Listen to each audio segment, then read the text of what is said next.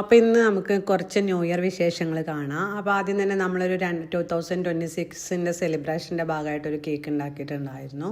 പിന്നെ നമുക്ക് കുറച്ചധികം ഓർഡേഴ്സ് കിട്ടിയിരുന്നു. ഫസ്റ്റ് തന്നെ NSS ക്യാമ്പിലേക്ക് വേണ്ടിയിട്ട് ഒരു 1.5 kg ബ്ലാക്ക് ഫോറസ്റ്റും ഒരു 4 kg വൈറ്റ് ഫോറസ്റ്റും ചെയ്തിട്ടുണ്ടായിരുന്നു. പിന്നെ നമ്മൾ വീട്ടിലേക്ക് വേണ്ടിയിട്ട് ബർത്ത്ഡേ കേക്കും ന്യൂ ഇയർ കേക്കും ഒരുമിച്ച് തന്നെ കട്ട് ചെയ്യാൻ വേണ്ടിയിട്ട് 2 കേക്കുകൾ റെഡിയാക്കിയിട്ടുണ്ടായിരുന്നു.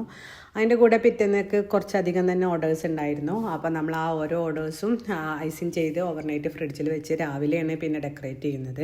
ഓൾമോസ്റ്റ് ഒരു 50 kgയിൽ ഈ ഡിഫറെൻറ്റ് ഫ്ലേവേഴ്സ് ആയിരുന്നു നമ്മൾ സെറ്റ് ചെയ്ത് തരുന്നത്. ഫസ്റ്റ് തന്നെ ഒരു സെക്കൻഡ് ബർത്ത്ഡേ കേക്കായിരുന്നു, ഒരു കാർ തീം കേക്കായിരുന്നു ചെയ്തത് ബ്ലാക്ക് ഫോറസ്റ്റിൽ. സെക്കൻഡ് ഒരു ഹണി ആൽമണ്ട് കേക്കായിരുന്നു.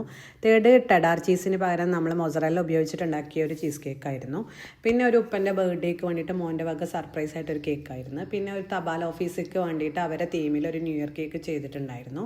പിന്നെ ഫെററോ വെച്ചിട്ടൊരു കേക്ക് ചെയ്തിട്ടുണ്ടായിരുന്നു. നെക്സ്റ്റ് നമ്മളൊരു സ്പാനിഷ് ഡിലൈറ്റ് ബാങ്കിലോട്ട് വേണ്ടിയിട്ട് ന്യൂ ഇയർ സെലിബ്രേഷന് വേണ്ടി ചെയ്തൊരു കേക്കായിരുന്നു. പിന്നെ നമ്മളൊരു ഫസ്റ്റ് ബർത്ത്ഡേ കേക്ക് 2 ടയറായിട്ട് സെറ്റ് ചെയ്തിട്ടുണ്ട്. എലിഫൻറ്റ് തീമിൽ ബ്ലൂ കളർ കൊടുത്തിട്ടുണ്ട്. ഒരു ഫസ്റ്റ് നമ്പർ ടോപ്പറും കൊടുത്തിട്ടുണ്ട്. പിന്നെ ഒരു വൈഫിൻ്റെ ബർത്ത്ഡേക്ക് ഒരു സർപ്രൈസ് കേക്കായിരുന്നു.